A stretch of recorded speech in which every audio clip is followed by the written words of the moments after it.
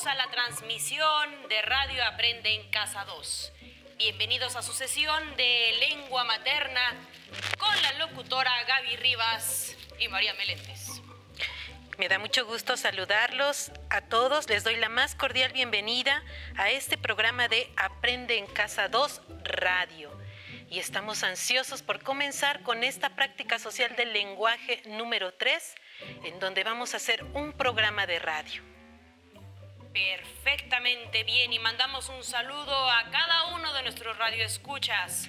Y para que nuestros radioescuchas estén listos con sus materiales, ¿qué necesitamos el día de hoy? Vamos a necesitar que tengas tu libro de texto, que tengas también algo en que tomar nota y que no dejes de sintonizarnos. Muy preparado, muy listo tu volumen para que no pierdas ningún detalle de lo que te vamos a presentar. Y ¿sabes qué, María? Tenemos una cápsula muy interesante de una entrevista que le realizaron a Andrés Enestrosa. ¿Se acuerdan quién es Andrés Enestrosa? Ya lo estuvimos viendo en las transmisiones anteriores. Claro que sí. Leímos un texto de él que se llama Retrato de mi madre y precisamente tenemos una entrevista que les vamos a presentar. No pierdan detalle. Andrés Enestrosa, ¿cómo te encontraste tú mismo en esta ciudad? Yo he referido muchas veces que vine a México más confiado en la providencia que pudiera socorrerme que en mis medios, que en un propósito definido. Llegué un 28 de diciembre de 1922. Acababa yo de cumplir 15 años. ¿Qué esperabas de esta ciudad? Había yo leído en los periódicos, publicado por Vasconcelos, una nota, una inserción según la cual, triunfante la revolución, se daría a los huérfanos de la revolución, a los hijos de los soldados muertos en la revolución, escuela, aulas, libros, pizarra, lápices, para que pudieran, por virtud del alfabeto, redimirse o acabarse de redimir. Y yo me creí esas tres cosas. Bien es cierto que mi padre no había muerto en las filas de la revolución, pero había muerto durante la revolución. Entonces yo me creí amado. Era yo indio, era yo pobre, era yo huérfano. Tres cosas, si no es que son la misma cosa. Y creí uno de los llamados y vine obediente a ese aviso, a esa invitación. María, ¿qué te pareció esta cápsula que presentamos de una entrevista de Andrés Enestrosa? Me parece en este momento muy interesante cómo ya no solamente lo leímos, sino poder escucharlo, y eso también le da un matiz completamente diferente a la lectura que habíamos hecho anteriormente. Claro que sí, María. Yo realmente estoy muy emocionada de poder compartir esta práctica social con ustedes, donde vamos a emplear el lenguaje para comunicarnos, pero también como un instrumento para aprender. Y lo vamos a hacer a través de la elaboración de un programa radiofónico. Vamos a hacer un guión, María. ¡Ay, qué emocionante! Eso sí me gustó. Por eso me gustó cómo empezamos aquí con este radio, que cada vez son menos comunes. Sí, seguramente en casa pues tú te preguntarás de qué época es, pues para qué lo utilizaban también en casa. Inclusive todavía se sigue utilizando en algunas entidades de nuestro país. Pues es una compañía importante en casa porque te dice las noticias, te acompaña con música, y a lo largo de estos programas vamos a estudiar unos elementos que tienen que ver con pues breves datos históricos, la función de la radio, la importancia que tiene como un medio masivo de comunicación, y también vamos a ver algunos aspectos de los programas radiofónicos, cómo es el tipo de programa, número de programa, cortinilla, rúbricas, la distribución del tiempo. Entonces realmente te va a gustar mucho el trabajo que vamos a elaborar. Y entonces, ¿con qué vamos a comenzar? Pues vamos a comenzar con las páginas de nuestro libro, donde ¿Sí? tenemos precisamente la presentación de nuestra práctica social. Perfecto. ¿A ti te gusta escuchar música, María? Soy fanática de cualquier tipo de música. ¿Y en qué momento escuchas música o escuchas la radio? ¿Aún escuchas radio? Aún escucho radio, la escucho por las mañanas, Cuando me levanto, pues me gusta salir de mi casa ya informada, saber qué ha pasado mientras yo dormía. Luego me gusta escuchar música, todo tipo. Muy bien, María. Pues, sí, esos son los horarios en los que por lo general escucho radio. Bien, pues vamos a leer entonces. Ahí en tu casa te pido que tengas listo tu libro en la página 32, donde nos dice bloque 1, práctica social del lenguaje 3, elaborar un programa de radio.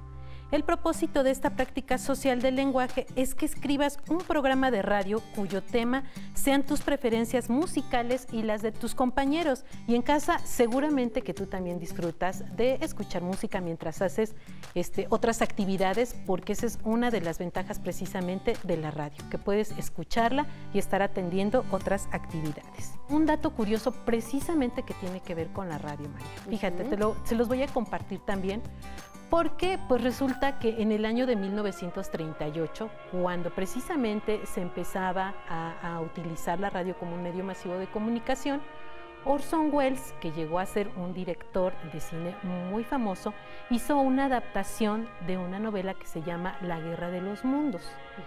Y él pues pensó, ya había hecho antes otras adaptaciones de novelas y las presentaba como radionovelas. Entonces hizo su adaptación, María, la transmitió por radio, y cuando la gente empezó a escuchar una parte de esta novela, pues se quedó intrigada porque pensaron que ya nos estaban invadiendo los extraterrestres. Entonces, aunque el programa duró poco menos de una hora, pues realmente impactó, la gente estaba muy espantada. Orson Welles no se imaginaba que había tenido ese impacto. Y finalmente al otro día tuvo que nuevamente en la radio comentar pues que eso había sido un fragmento de una radionovela, que no tuvieran miedo. Pero aquí lo impresionante pues es cómo a través de los efectos sonoros, de la narración que hizo, logró impactar y precisamente espantar a la gente de esta manera. Entonces vemos ahí cómo pues la radio en ciertos momentos, sí, con la información que llega a difundir, pues nos llega y nos impacta.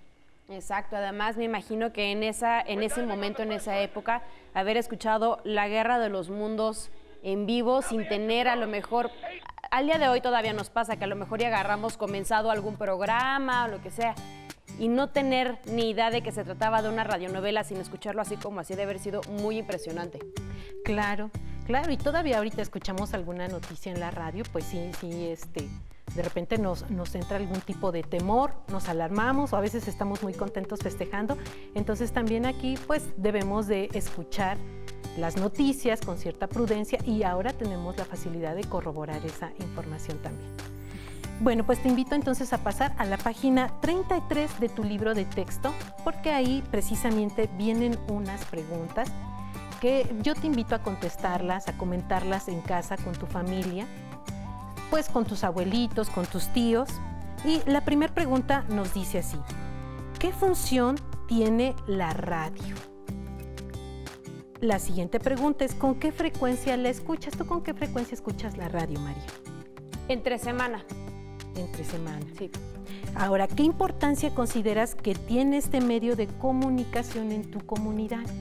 Tiene más bien un papel fundamental porque es el que nos permite enterarnos de algunas noticias relevantes, y en muchas ocasiones nos acompaña en trayectos dentro de la ciudad, cuando vamos y venimos o cuando salimos con un vehículo, y nos acompaña finalmente durante el día. Claro que sí, y déjame decirte, María, que precisamente Aprende en Casa 2 se está transmitiendo por radio. Y así puede llegar a varias comunidades alejadas donde quizá la señal para la televisión o de internet pues no es accesible, no es muy buena, y se está difundiendo todo este aprendizaje, estas clases a través de la radio.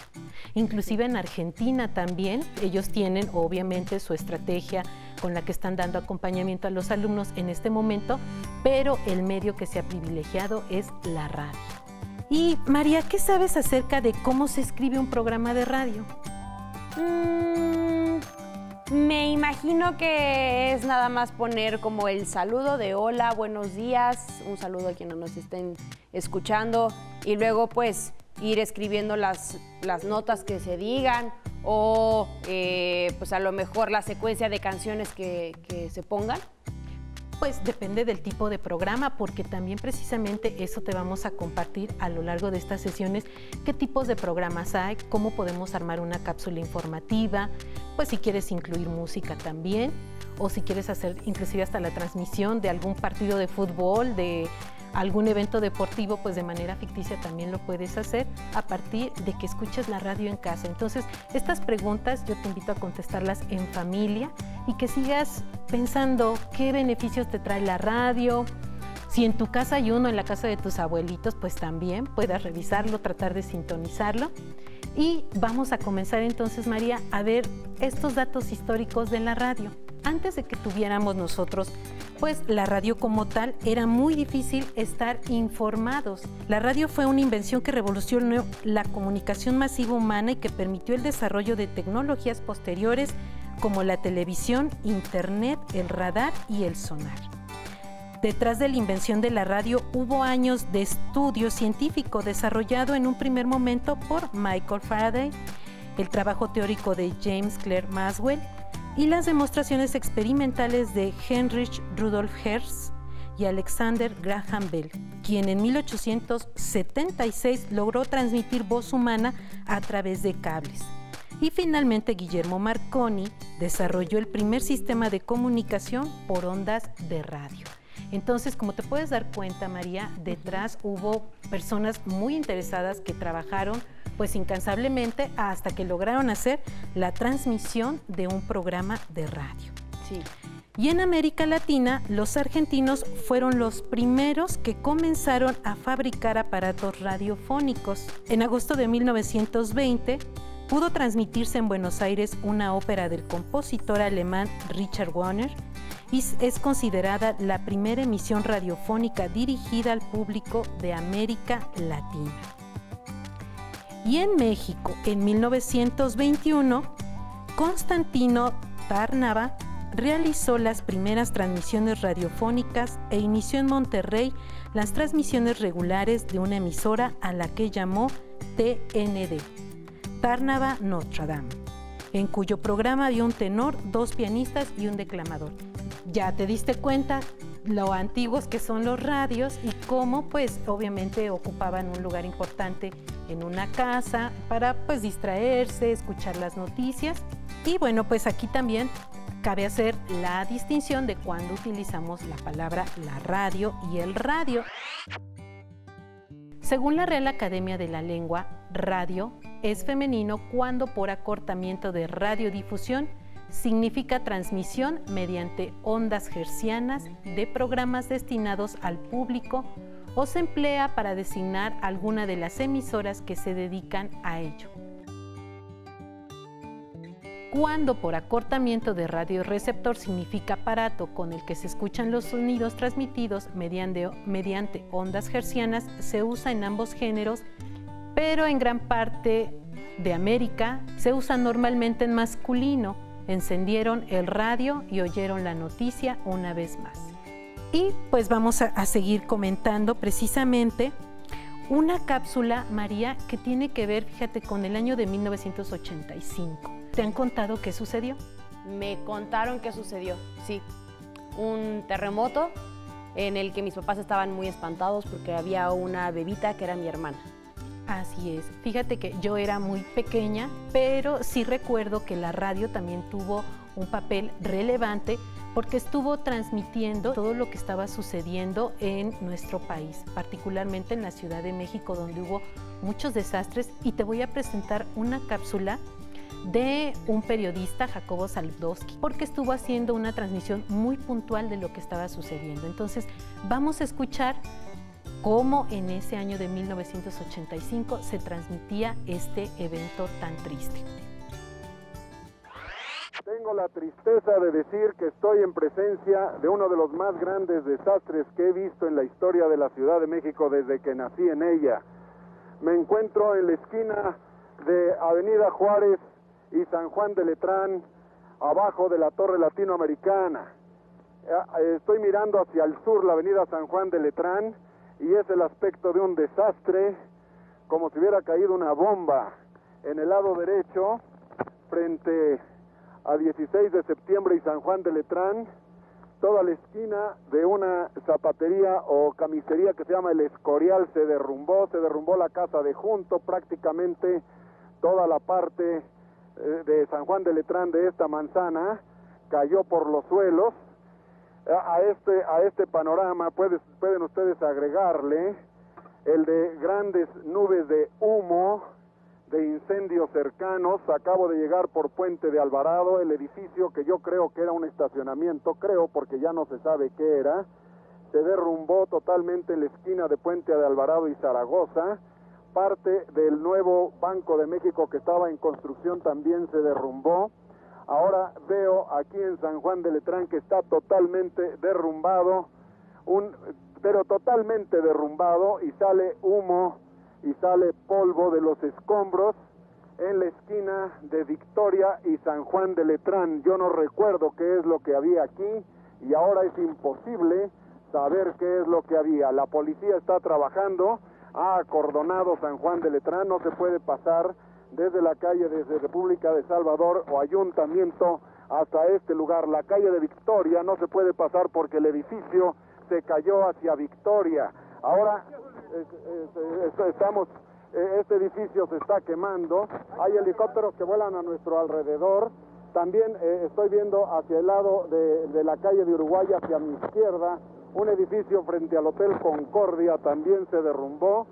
La ciudad, en este sitio desde donde yo estoy, es una ciudad envuelta en el humo de incendios.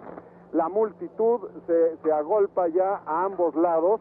Cuando venía yo por el lado norte de la Alameda, por la avenida Hidalgo, donde hay un gran congestionamiento de tránsito, están sacando un herido en este momento. Voy a tratar de echarme en reversa para llegar allá. Están las ambulancias. ¿Qué te parece, María, la descripción que nos hace Jacobo Zabludowski de ese momento? Pues de verdad tan triste. La gente no teníamos luz en casa, entonces si tú tenías tus pilas, se las colocabas a tu radio y podías estar siguiendo todas las noticias y conocer precisamente pues dónde había derrumbes, dónde no podías transitar. La gente estaba también muy preocupada por sus familiares. Entonces la radio se convirtió en un medio de comunicación fundamental en esos momentos. E inclusive todavía en la mochila de seguridad que te recomiendan tener, pues te piden te sugieren que tengas un radio y pilas, pues para que estés siguiendo la transmisión de lo que está sucediendo. Entonces, pues como puedes ver, tiene muchas ventajas tener un radio en casa, y vamos a ver algunas de las características también, porque pues nos va a permitir estar informados, escuchar música, y a continuación te las voy a presentar.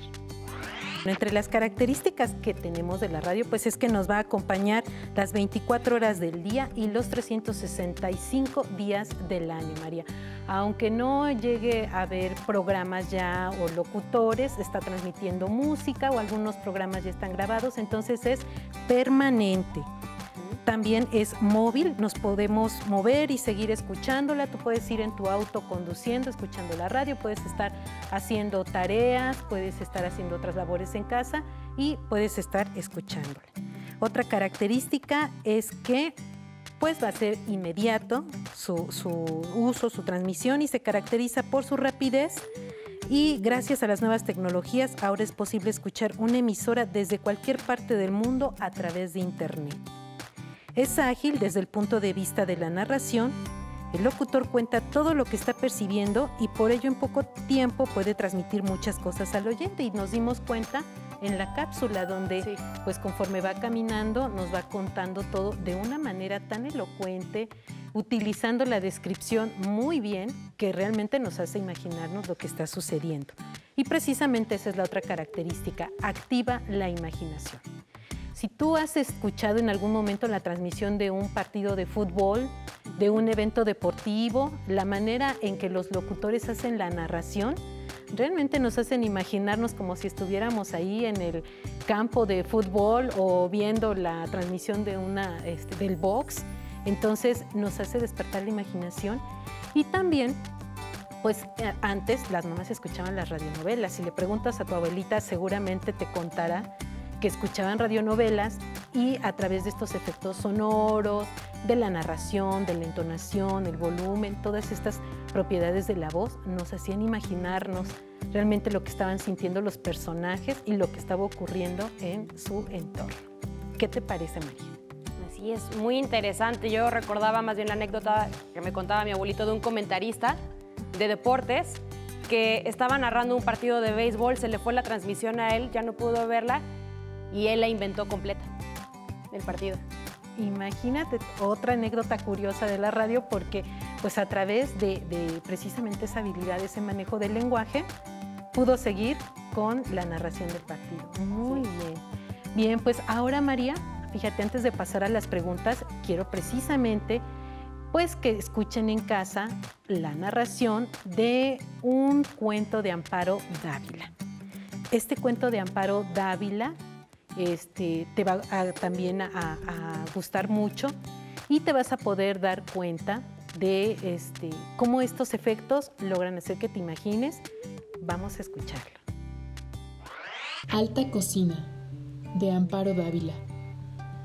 Cuando oigo la lluvia golpear en las ventanas, vuelvo a escuchar sus gritos, aquellos gritos que se me pegaban a la piel como si fueran ventosas. Subían de tono a medida que la olla se calentaba y el agua empezaba a hervir. También veo sus ojos, unas pequeñas cuentas negras que se les salían de las órbitas cuando se estaban cociendo. Nacían en tiempo de lluvia, en las huertas, escondidos entre las hojas, adheridos a los tallos o entre la hierba húmeda. De ahí los arrancaban para venderlos y los vendían bien caros, a 3 por 5 centavos regularmente, y, cuando había muchos, a 15 centavos la docena. En mi casa se compraban 2 pesos cada semana, por ser el platillo obligado de los domingos y con más frecuencia si había invitados a comer. Con este guiso, mi familia agasajaba a las visitas distinguidas o a las muy apreciadas. No se pueden comer mejor preparados en ningún otro sitio, solía decir mi madre llena de orgullo cuando elogiaban el platillo.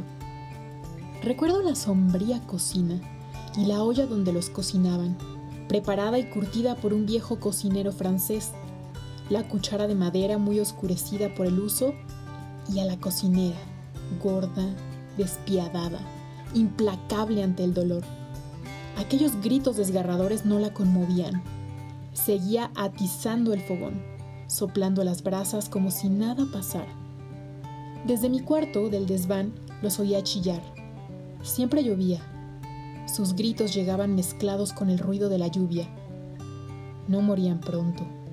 Su agonía se prolongaba interminablemente. Yo pasaba todo ese tiempo encerrado en mi cuarto con la almohada sobre la cabeza, pero aún así los oía.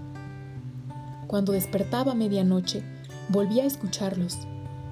Nunca supe si aún estaban vivos o si sus gritos se habían quedado dentro de mí, en mi cabeza, en mis oídos, fuera y dentro, martillando, desgarrando todo mi ser. A veces veía cientos de pequeños ojos pegados al cristal goteante de las ventanas, cientos de ojos redondos y negros, ojos brillantes, húmedos de llanto que imploraban misericordia. Pero no había misericordia en aquella casa. Nadie se conmovía ante aquella crueldad. Sus ojos y sus gritos me seguían, y me siguen aún, a todas partes. Algunas veces me mandaron a comprarlos. Yo siempre regresaba sin ellos, asegurando que no había encontrado nada. Un día sospecharon de mí y nunca más fui enviado. Iba entonces la cocinera. Ella volvía con la cubeta llena. Yo la miraba con el desprecio con el que se puede mirar al más cruel verdugo. Ella fruncía la chata nariz y soplaba desdeñosa. Su preparación resultaba ser una cosa muy complicada y tomaba tiempo. Primero, los colocaba en un cajón con pasto y les daba una hierba rara que ellos comían, al parecer con mucho agrado, y que les servía de purgante. Allí pasaban un día. Al siguiente, los bañaban cuidadosamente para no lastimarlos. Los secaban y los metían en la olla llena de agua fría, hierbas de olor y especias, vinagre y sal. Cuando el agua se iba calentando, empezaban a chillar, a chillar, a chillar. Chillaban a veces como niños recién nacidos, como ratones aplastados, como murciélagos, como gatos estrangulados, como mujeres histéricas. Aquella vez, la última que estuve en mi casa, el banquete fue largo y paladeado. ¿Cómo se llamó el cuento, María? Se llamó Alta Cocina. Sí, y bueno, pues ahí vimos ya cómo nos hacen esta narración de este cuento de Amparo Dávila, y pues sí se imagina uno cuando está diciendo cómo chillaban, como murciélagos, como ratoncitos, realmente se lo llega uno a imaginar. Bien, pues a mí lo único que me resta pues sugerirte es que en la página 33 de tu libro de texto, aquí nos pide que escuches un programa de radio.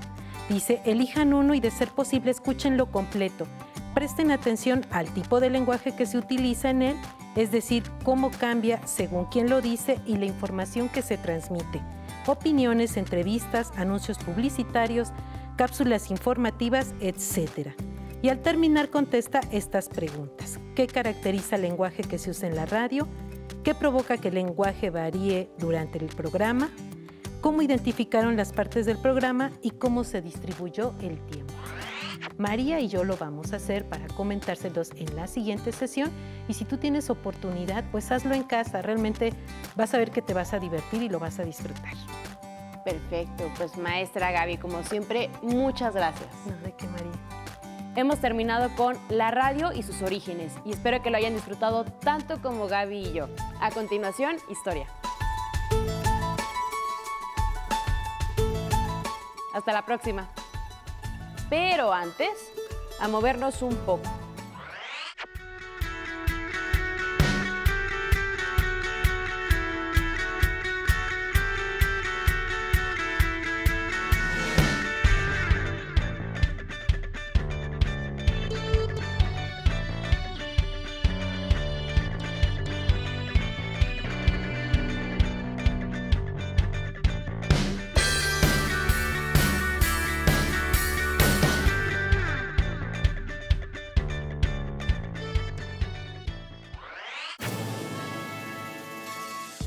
En México, el 2 de noviembre festejamos el Día de los Fieles Difuntos. Por eso, no tendremos clases, sino una programación de entretenimiento. No te la pierdas.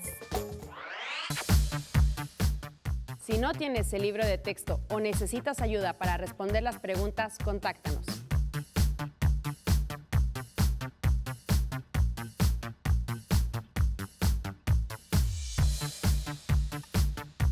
También puedes encontrar los libros de texto en la página conaliteg.cep.gov.mx. Si quieres volver a ver los programas de Aprende en Casa, los puedes encontrar en la siguiente liga: aprendeencasa.cep.gov.mx. No se muevan de su lugar, tenemos algo muy importante para ustedes. Acompáñenos. Cuando eres pequeña, el mundo parece ser inmenso, pero para mí fue el cielo el que me hizo entender que no había límites. Un día en la televisión vi un programa sobre el telescopio espacial Hubble y fue ahí cuando lo supe. Quería inventar algo que viajara al espacio, así que decidí escribirle una carta a la NASA para contarles mi sueño. Para mi sorpresa y la de mi familia, tiempo después llegó una caja llena de libros que abrieron mi mundo para asomarme al universo. Desde ese momento, decidí dedicarle toda mi energía a aprender lo necesario para cumplir mi sueño, aunque muchas veces la gente me dijera: las niñas no pueden, son cabezas huecas. Esas voces me retaron para estudiar y trabajar en crear algo que algún día fuera al espacio, y lo logré. Así que junto con otros científicos creamos un sensor que viajará en las próximas misiones que llegarán hasta Marte. El universo me enseñó que no existen fronteras cuando se trata de abrir tu mente y alcanzar tus sueños.